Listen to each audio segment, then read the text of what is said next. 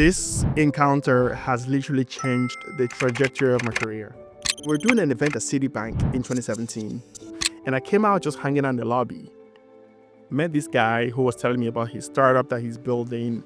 Long story short, I joined that company as the CFO for a couple of years. We ended up selling that company to Stripe. Going from HOAQ to building Borderless, right? What was the moment where you were like, okay, let's take all we've learned from this to build this? I've actually never spoken about this. Maybe I have, but I don't remember speaking about this. As we were driving to the restaurant, out of nowhere, a car turned the corner, hit us. And it was at that moment that I started asking myself, what do I really want to do with my life? My life could have ended at that moment. The African tech ecosystem is evolving fast, and few people are shaping its future like Joe Kinvi. Joe is the founder of Borderless, an all-in-one platform focused on building the infrastructure for communities to launch, invest, and scale with a focus on Africa.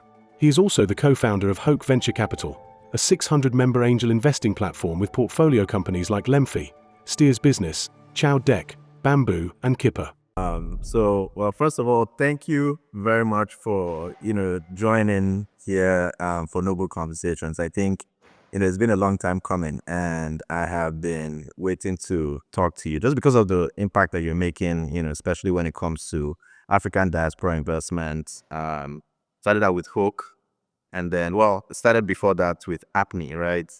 APNI. There's APNI. Okay, yeah. And then you've done some other stuff, then HOAQ, and then now you're doing Borderless. So I really appreciate you, sitting here to have this conversation. No, thank you. I know we connected last year, right? And I think I was traveling, and the time zone just didn't work because I was in East Africa. You were you're in Houston. So, but I'm glad. Thank you for following up, because I knew I owed somebody something. So yeah, no, thank you for making this happen. No, for sure. So now that we have you here, I want to learn about the man behind the impact. So, who is Joe when it comes to your work, but also when it comes to just you as a person in general? I just happen to have grown up in the two smallest countries in Europe and Africa. So from Togo, grew up in Ireland. My mom immigrated to Ireland when I was super young, and I moved there about 20 years ago. It would be 20 years in 2025 at the time of this recording. And when I moved to Ireland, I always thought to myself, this is it. Not in the sense that I've made it, but I don't have excuses not to do well. Yeah. And as a European country, I realized that Ireland had everything I've always wanted to succeed. Good education system, great universities, unemployment rate were really high. And you'd be surprised, as a 15, 16-year-old, I was actually thinking about all these things. And I just, went at every opportunity that I can get. I created more for myself. Did, what you're supposed to do, accounting and finance, got a degree, qualified as an accountant. And I've always wanted to do more. I didn't know what that was for quite a while. And I think APNI was the start of more for me. I wanted to do things that are bigger than me. And I always say that wealth creation, as much as a lot of us care about it, it's not the top thing for me. I still want to create a lot of wealth for myself, but I think that doing it with a lot of people is something that is more impactful than just making money for yourself. And I grew up in a big family. What that meant was you had to share everything, and me sharing is not something that it's something that I'm used to. And my parents, who, while they didn't have a lot, they still give. My mom is a big giver. I remember I was in Paris for her birthday the other day, and she was still helping a couple of relatives on the call while she was getting ready for her birthday. So I grew up in this environment, which is super communal, and I think that has a lot of impact in the work that I've always wanted to do, which is community work. And when you look at how people portray community work, it's always supposed to be something that's of charity, something that you give and you don't get. And when I started doing APNI, and APNI today is still a For those that charity, don't and we said, sorry, am I going too far? Oh, no. For those that don't know, what's APNI? Oh yeah, APNI stands for African Professional Network of Ireland. Okay. It's an organization that we started 9 years ago in Ireland, and it's a way to empower and connect African professionals in the ecosystem. And we set it up as a charity, but like this, what I got out of APNI is worth more than what I've put in. Not monetarily, but one example I can give you is when we were running APNI, we started in 2016, and we were doing our events with a ton of like big companies, so like your Google, your Meta, and we're doing an event at Citibank in 2017. And at this stage, I was still the president of the organization. We're doing a ton of workshops, so like I set up the people, pull the workshops in different groups, and I came out just hanging out in the lobby. Met this guy who was telling me about his startup that he's building. Long story short, I joined that company as the CFO for a couple of years. We ended up selling that company to Stripe. And this encounter has literally changed the trajectory of my career. And that's because of APNI, and that's because of the work I was doing at APNI. So, like, I don't think I'd be having this conversation with you today if it wasn't because of APNI. And so community work isn't charity, and for people who put into it, they will get more. And like, I wouldn't be doing HOAQ if I didn't do APNI, and I would definitely not be building Borderless if I didn't do HOAQ. So like, there's that ripple effect of how much community has had an impact in my life. And like, while APNI was charity, I've gotten so much more out of it. And it's the same thing with HOAQ, where last week we paid out distribution to a couple of investors who made a lot, like, well, it's still like it's money. They made 8 times the money that they invested. And as a result, we also got paid. So like, again, it's all community. If they didn't invest, they wouldn't be making money, and we wouldn't be making money. So I think we need to rethink what community is, and it can do more than we think. And as Africans, we are literally born into communities, and then over time we all, move outside and, go find different lives for ourselves, often outside of the continent. And I think that many people are always like forcing to be part of something, build something. And I think communities can be and have the potential to be, the thing that saves Africa out of its perils. So I like. Sorry, I've gone. No. No, I like that. I like that. So you mentioned that, as Africans we're born into community. So the thing is, some people, we're all born into community, but some people choose to build, right? While others may not necessarily want to be a part of the building process, or, Mhm. maybe it's just not something that they're looking at. For you, what made you want to start building communities? Was that something that was always innate? Maybe you kind of always did that in smaller group sports, or was that just something that developed over time? Believe it or not, I'm probably the quietest person in my family. I don't believe. That's why I had to preface with, believe it or not, I am by far the quietest person in my family. But I'm the firstborn. And naturally you instill leadership skills as the firstborn. Like, even when my younger brother does things these days, my dad will call me to like, why are you not talking to your brother? I'm just like, he's not my son. But like, as the I knew it. as the first, right? And as the firstborn, you just have this, like, I want to call it burden. Call it burden. That's put on you as you're born, and you just have responsibilities that you can't shake off. And I'm not a perfectionist by any means, but I just like to do things a certain way. And I think not being selfish really help the fact that I can build community. Like, and community often feels like a selfless act, and it's just hard. But again, as a firstborn, it's something that's instilled in me to be a leader, to take care of your sisters, take care of your brothers. I've got 6 siblings, 3 brothers and 3 sisters.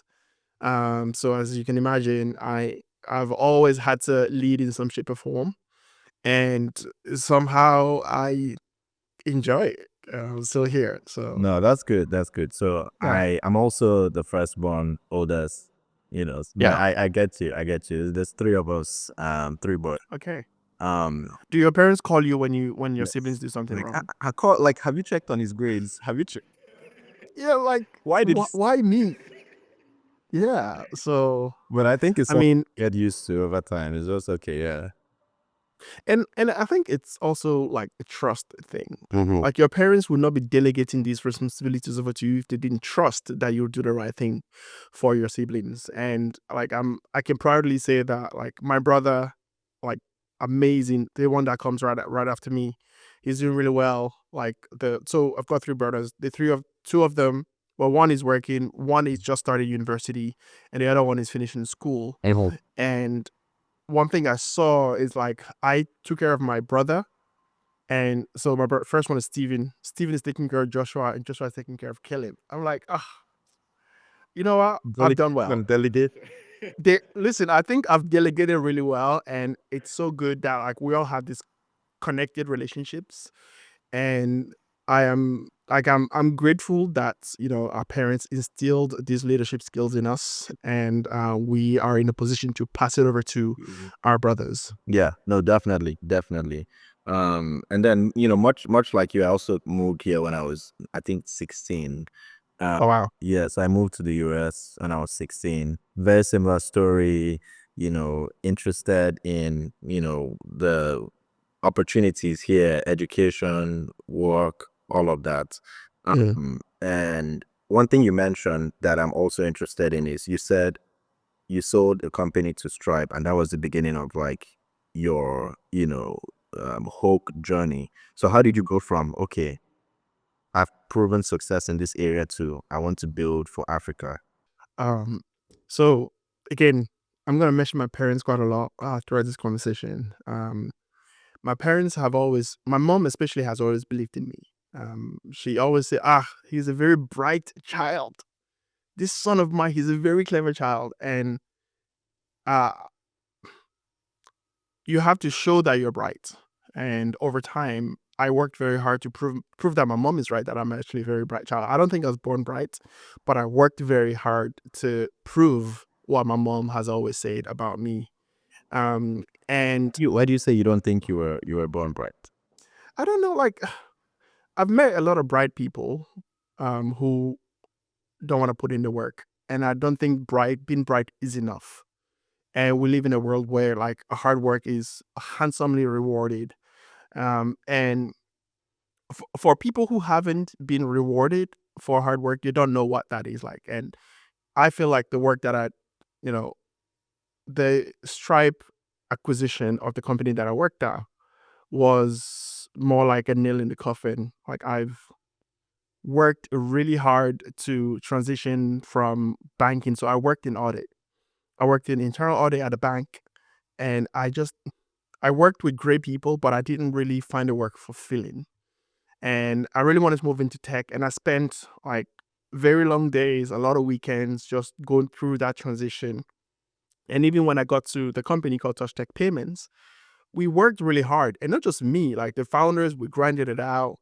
And I feel like the reward of all our hard work was the acquisition. And like good work always gets rewarded, whether it's financially, monetarily, like no good work goes to waste. And for us, the icing on the cake was that acquisition. So like got to Touch Tech, head of finance, did the whole thing. We've worked like so many weekends, so many evenings, and there was no complaints. And we all just cared about doing good work. And after the sale, after some of us, like all of us, made some money. I got to Stripe, and this is where I met a guy called NewBK, and he started pitching me the whole idea of investing in Africa, this whole thing. And Newbie has a background. He was a founder in Nigeria. His company didn't work out, and then he moved to Ireland to study entrepreneurship. Don't ask me, he did it the wrong way, but he did it. Um, And we just started brainstorming about this idea, like around this time 5 years ago. This HOAQ, when he told me the name, I'm just like, you're on the call, right? I'm like, guy, this name is so stupid. Well, how But did I got it. the name come about? It like what's I don't know, but HOAQ stands for half of a quarter. And half of a quarter, supposedly, well, I actually read about it, which is back in the 70s, 12.5% was reserved for angel investors. And 12.5% is half of a quarter, and that's where the name HOAQ came from. That's it. That's the reaction I get every single time we tell people. So HOAQ is essentially a community of angel investors. That's it. Okay. Okay. Yeah. So And, keep going. Yeah. yeah, no, so like he pitched me the idea. Newbie has experience doing stuff in Africa. I knew nothing about doing anything in Africa, but I have like I was qualified. I was qualified account. I was a qualified accountant. I knew about finance. So he has some experience. I have some experience, and we just complemented each other really well. On top of that, we both cared about Africa, and we're both very hardworking. And we religiously met every Saturday for a very long time. And we started pitching the idea to people, which is, hey, we want to invest in Africa. We haven't done it before, but we want to do it alongside people. We want to set up this thing that they call syndicates. Didn't know anything about syndicates. But again, the core premise of what we're doing is pulling capital together to invest in early stage startups. That's it. And like we started joining other syndicates, and only to realize that a lot of them, what they were doing, didn't really align with how we want to operate. So our thesis was collect all the money, invest as much of it as possible, and we don't want to pay a lot of fees. We want it to be community run, and we want it to be all about the founders. So we joined like a couple of syndicates that I probably don't need to mention, and always realized that, you know what, we think we can run this by ourselves. And oh boy, running syndicates sounded easy on paper, but when you are Togolese living in Ireland wanting to invest in a Nigerian company that has a Delaware corp, good luck. Yeah. Yeah. And like we went to the bank and we wanted to open a bank account. They're like, invest in Africa? What is this? Like, what sort of fraud is this? We couldn't get a bank account, and we didn't really know the sort of paperwork that could work for what we wanted to do. And we got lucky. Wise gave us an account, and that allowed us to essentially just start running, take money from people. Because for like maybe the first 2-3 deals, all the money went into newbie's account, and the bank started flagging his account to be like, what sort of fraud are you doing with all this money? And this problem persists today for a lot of like people who are running syndicates. And we essentially want to build technology to solve that problem. And part of that technology is we'll give you accounts where you can collect from your members. And what that means is the money will not be going to your personal account. Mm-hmm. And whenever you're ready to make the investment, we'll deploy on your behalf. We'll help you with all the paperwork. And ultimately, with Borderless, what we're building now is take all the learnings from the past 5 years and all the conversation that we had with over 60 community managers and turn that into technology to enable syndicate managers, investment community managers to build something without the hassle that shouldn't be hassles. Like opening a bank account for your syndicate should not be a hassle. Doing KYC should not be a hassle. The hardest part of this entire process is how do you get people to trust that you're going to find the right deals, you're going to send the money to the companies or to the asset that the money is supposed to go to.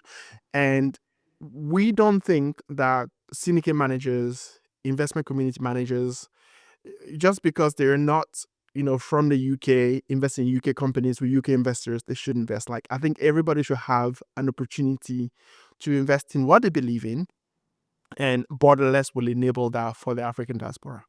I think that's a good segment because or segue because I wanted to ask you, going from HOAQ to building Borderless, right? What was the moment where you were like, okay, let's take all we've learned from this to build this?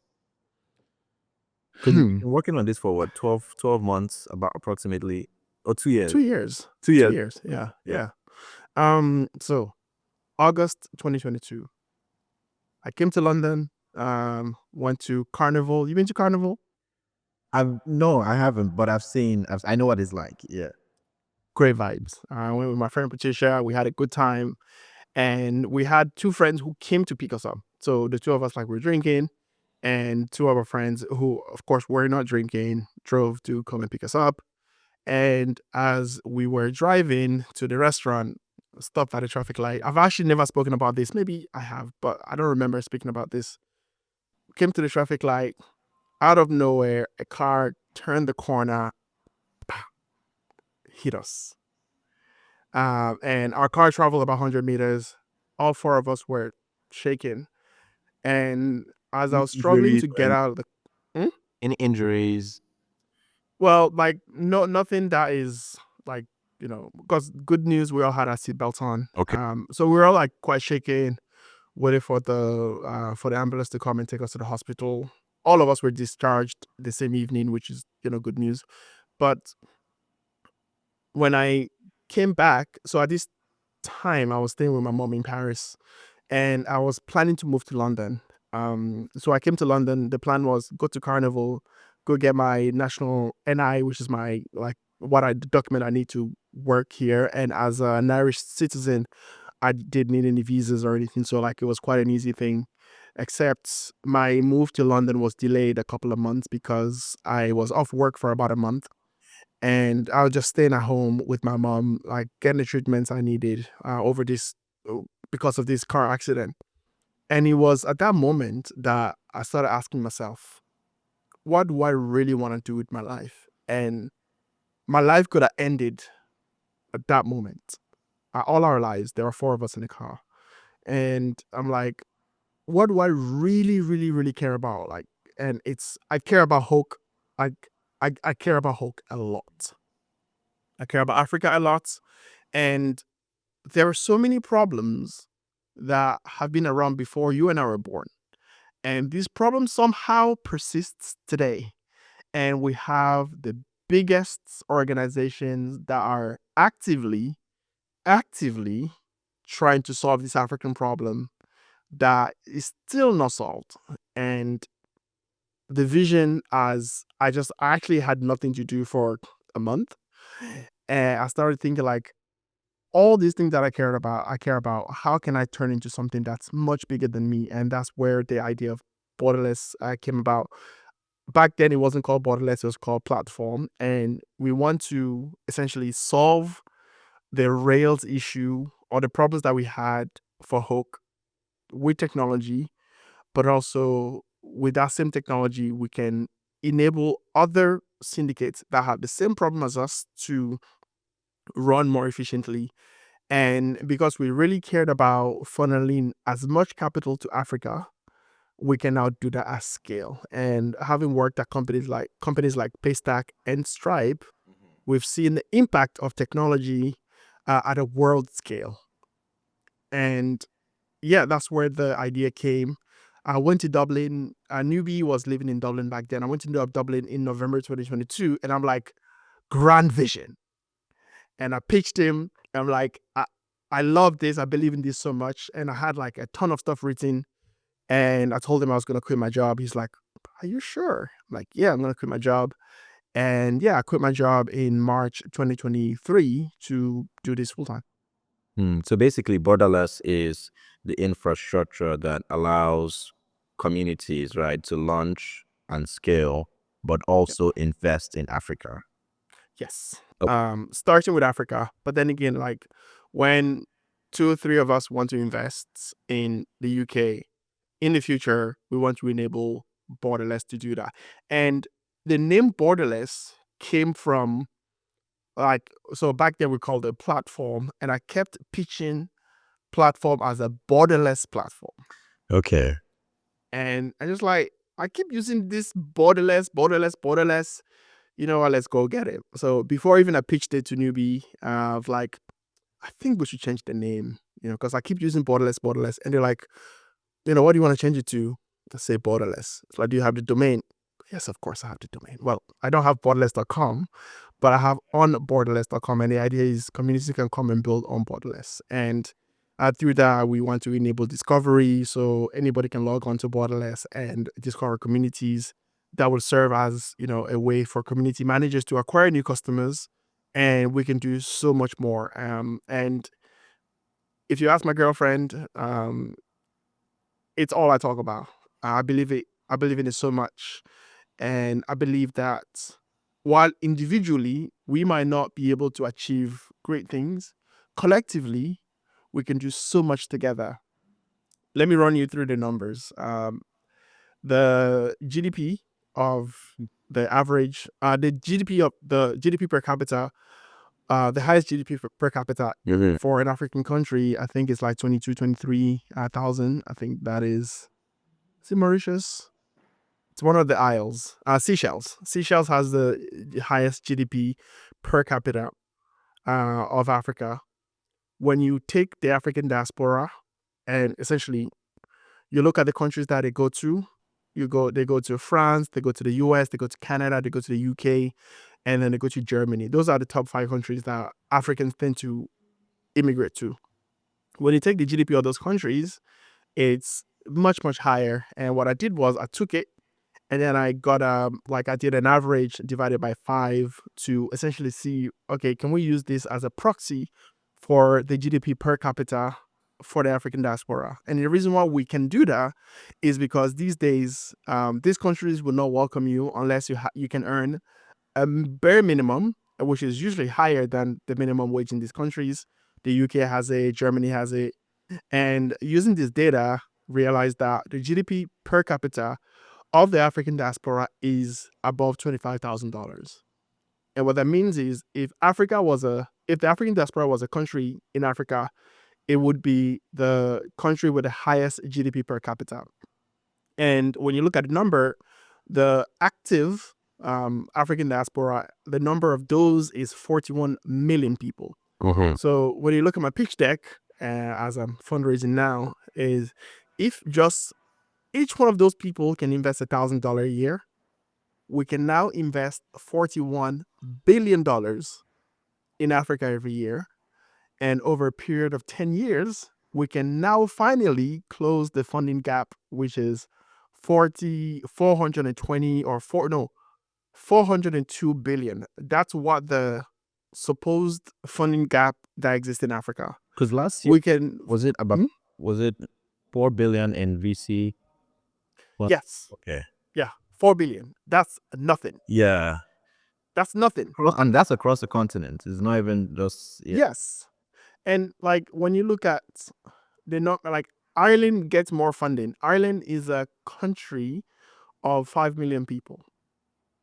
That country gets more funding than the entire continent of Africa. The GDP of Africa is the same as the GDP of the UK.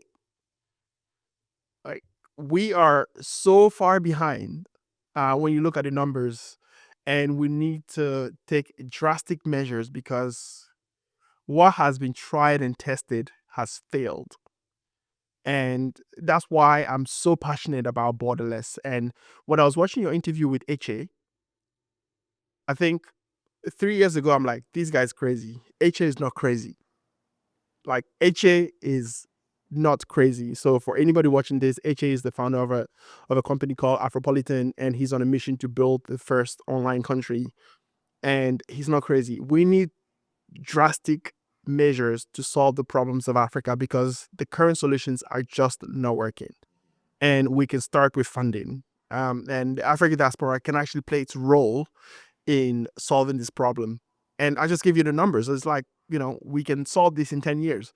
10 years is nothing. I remember 10 years ago, it was 2015. Yeah. We can solve this problem. And I believe in it. And I think technology will play a big role in solving it. And I plan to dedicate at least 10 years of my career solving this. No, that's because if you think about it,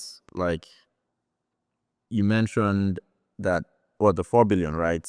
That's something that's one country alone could receive in terms of funding. And yes. I don't think people realize that's nothing. Yeah. And when you look at what the measure is very focused on venture capital. there's actually more debt capital that goes to the continent than venture. More people should be asking questions. Why are we pushing this venture asset class when more debt capital goes to the continent? I went to a Money Point event when they raised the money last year, and they were talking about their lending products. And one of the guys, they're like, the payback rate is so high, we don't think we're taking enough risk. I think it's like in the high 90s. Okay. And I know some VCs that make so much money on venture debt that they don't even talk about it. So, like, sometimes it feels like there's something that they're not telling us. And when you spend more time in Africa, you realize that venture is great, but venture doesn't work for 99% of the African companies I interact with. Why? Why is that? Because for venture to work, you need to create proprietary technology. So Apple back in the 80s, well, like Microsoft's, these are novel, groundbreaking technologies that didn't exist before. And because they exist, like, the world is a much better place. Name one company, maybe you probably can't name one. Name one company that has created some novel technology in Africa. I don't know, maybe you can say M-Pesa.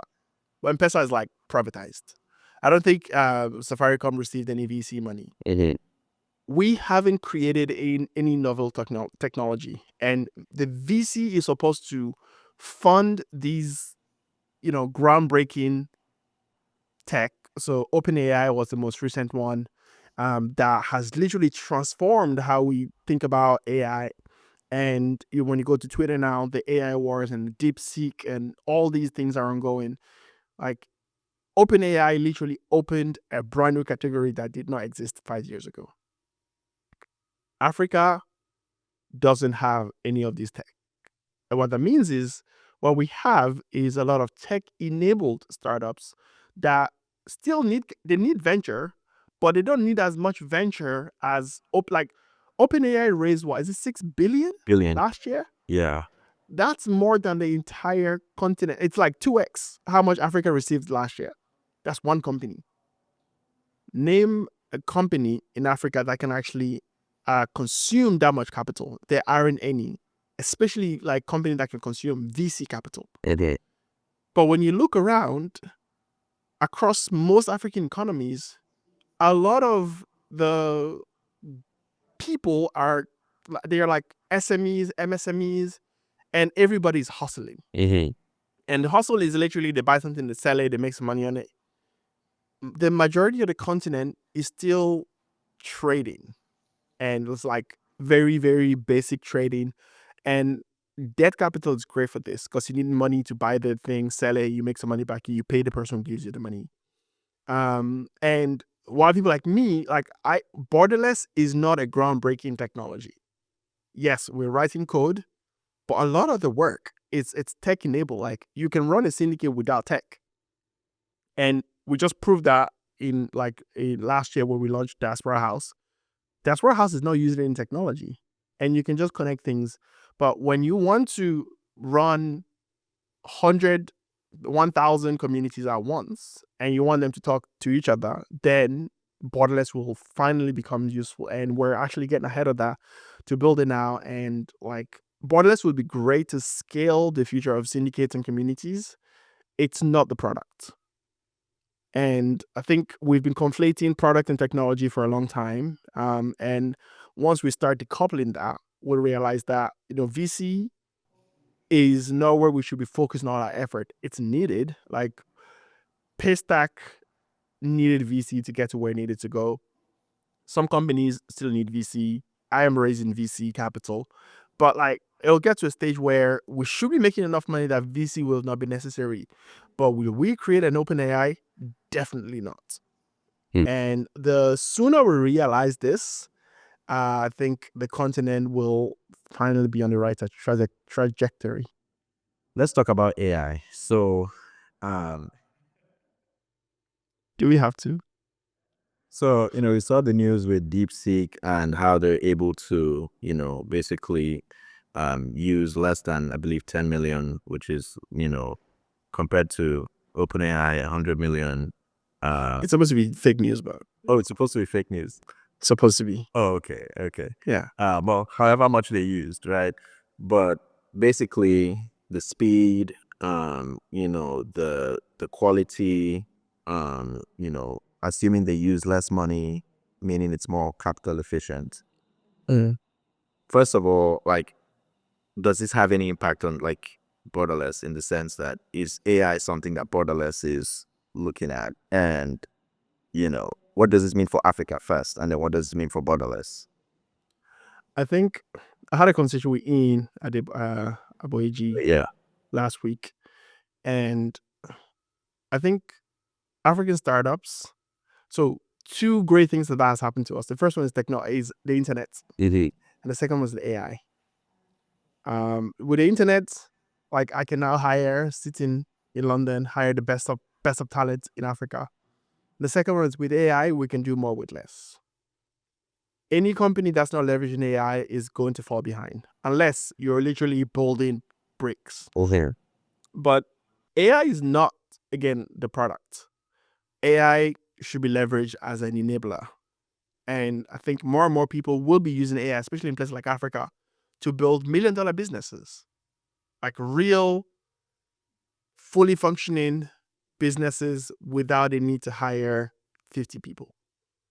But what that means is now that we're not hiring 50 people, there's going to be a lot of opportunities that are created. For example, with Diaspora House, which is the new community that we launched, and that will be leveraged in Borderless, we're gonna use AI for all the bookings. That means that we don't need to hire anybody who will run the back office. But what that means is the more property we acquire, you're still gonna need cleaners, plumbers, people checking people in, chefs, etc. So with AI, while we are able to acquire 50 properties quite effortlessly, you're still going to need people to run the operation. So while we might not be hiring X amount of people, food still needs to be cooked, plumbers still need to fix things, check-ins need to happen. So more jobs will be created. And it's the same thing that happened when we got the PC. Everybody, the PC is going to take our jobs. New jobs will be created. So we should not worry about AI taking jobs, because new jobs will be created. And when you look at Africa, I love spending time in Africa. And you'll see that we still have a lot of infrastructure to build, and we cannot be leveraging AI when the infra is not there. So like, please start using AI, but also we have a lot of infrastructure to build.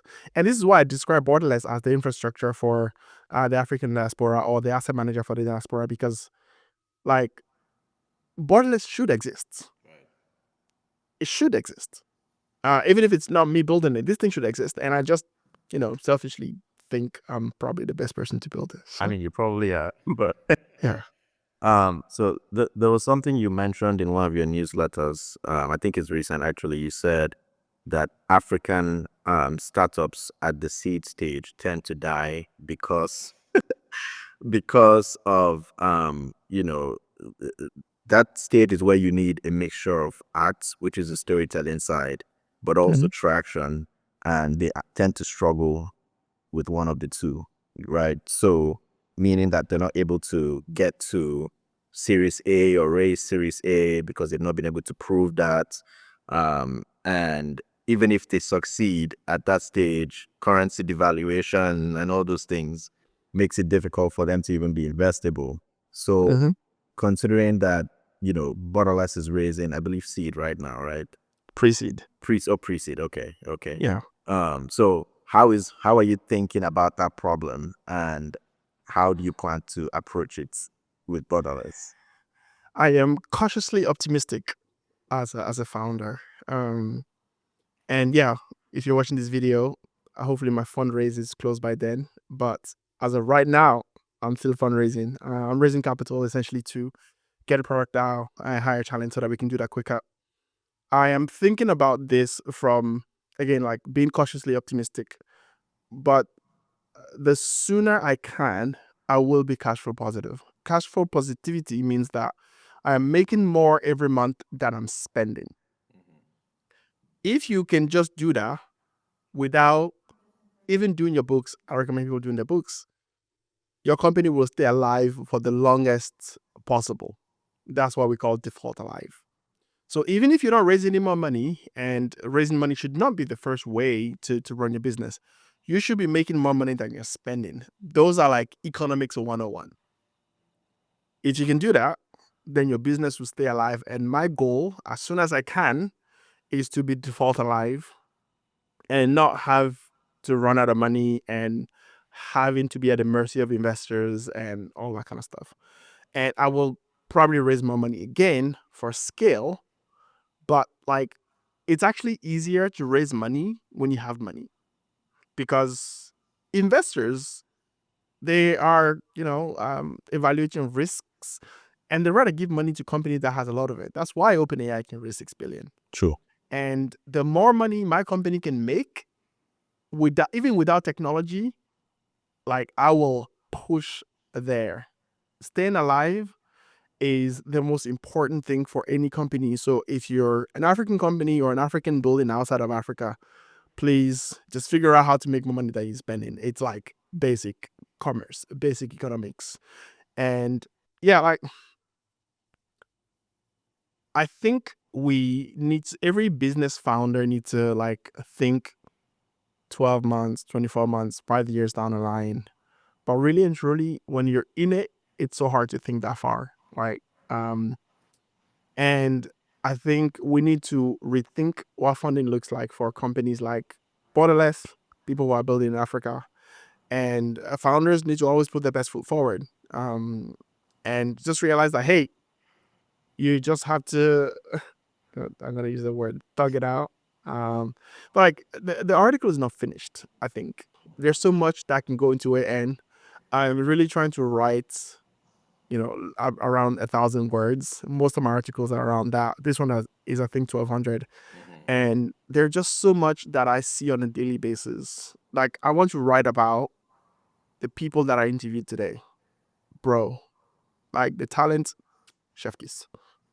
And there's so much that we can write for ourselves, but also for people who were founders, want to be founders, and just for them to be aware of like how to navigate this process. There's no playbook most of the time. In places like the US, a lot has been tried and tested. In Africa, not so much. And what I write at on my newsletter, which is for builders on Beehive, is mostly for myself, but also for me just to share my reflection on the things that I've learned. And there's so much that I want to share. But yeah, the article is not finished. The funding for founders in Africa will remain fluid, but I think there are excellent founders in our ecosystem that deserve backing, and we should just take the chance of them. Like we have to take the risk. No risk, no rewards, and I believe that like wholeheartedly. Yeah, no, definitely. So basically that problem, yes, we would say could be solved by focusing on making sure that the cash flow is coming in primarily before, yes, you could still look for VC, but focusing on making sure that that revenue is coming in. For sure. Okay. No, definitely. Let's switch to, I want to talk about the VC landscape and your outlook on the Africa VC landscape. So you mentioned that debt, there's more venture debt than people talk about. Do you see that continuing to be the case in the future, or do you see it balancing out with pure venture, and then, venture debt? I think we're going to see like more and more instruments. The challenge with debt in Africa is our interest rates are so high that unless you're raising local capital, it can turn out to be very expensive, and it can kill your business. But that doesn't mean that debt is not there. There's a lot of debt capital in Africa. Yeah, we're going to see more innovative forms of finance. I don't know how well invoice factoring works on the continent. That's a business model that I learned about like when I was in Ireland, maybe like 5 years ago, and I haven't seen much of it. And I think, again, with technology, we're going to see a lot of innovation happening. And we're already seeing it. It's just that it's not talked about as much because it's not sexy or it's not VC. I think in the wider tech ecosystem, we're going to see more and more founders build for the world. So like somebody who is building a startup out of Nigeria, because now that we have the internet, we have the rails, they can sell to anywhere in the world with one click. And companies like Paystack, Stripe, Bridge recently acquired, and a lot of companies are enabling that. And we're gonna see a lot of global. Move. Yeah, Move. Yeah, Move just expanded to Brazil. And Lemfi just bought an Irish company like this morning, yesterday. Like big flex. Seriously. So I see sorry. I see more of that happening more regularly. Okay. And then the other thing I don't know what part of the call you joined earlier, but we also talked about the projections in the ecosystem. I see a lot of African companies enabling international companies expansion. And this is the merchant of record play, which is, I don't want to go set up in 54 countries, but can I work with a fintech that will be my merchant of record on the ground? It's only going to get bigger. And now that stable coin is finally coming mainstream, merchant of record as a business is only going to get bigger. And yeah, we're going to see like a lot of companies moving from Africa to like the UK to France. And also we're going to see a lot of boring businesses.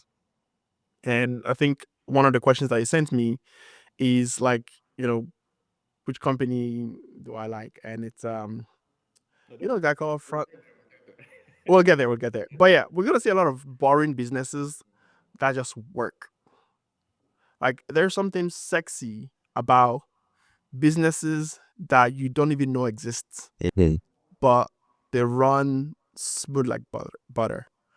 And I am excited about these businesses because those are the ones I want to invest in, or I want my community to invest in. We're also seeing a lot of we're seeing funding go into other spaces that's not tech.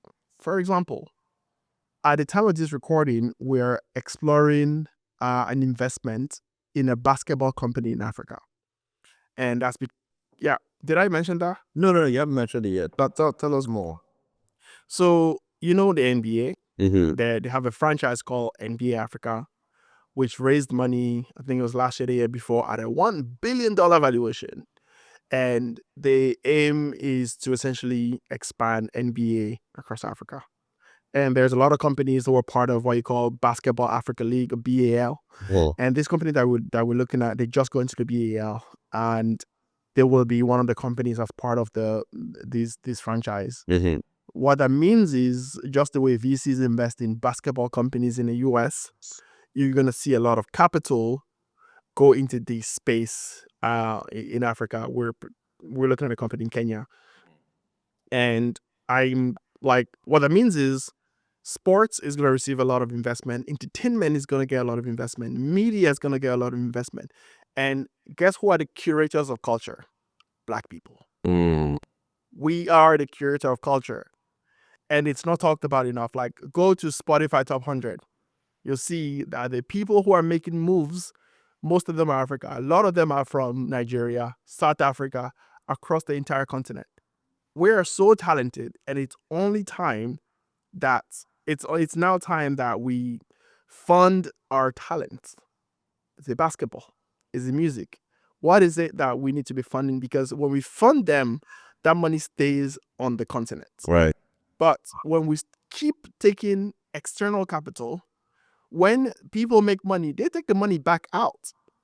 We need the money to stay in Africa. And if it's not stay in Africa, at least let it stay in Africans' hands. Yes. Right? So the more time I spend in Africa, I am seeing that, like we've been at this thing.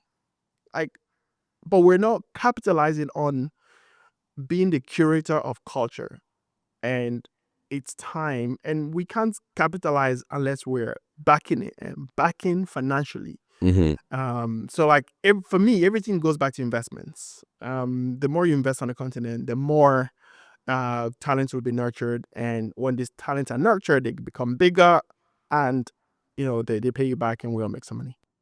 So it sounds like the ways, or at least your outlook on the African VC startup landscape is, one, Africans to start building more for the world as opposed to Africa.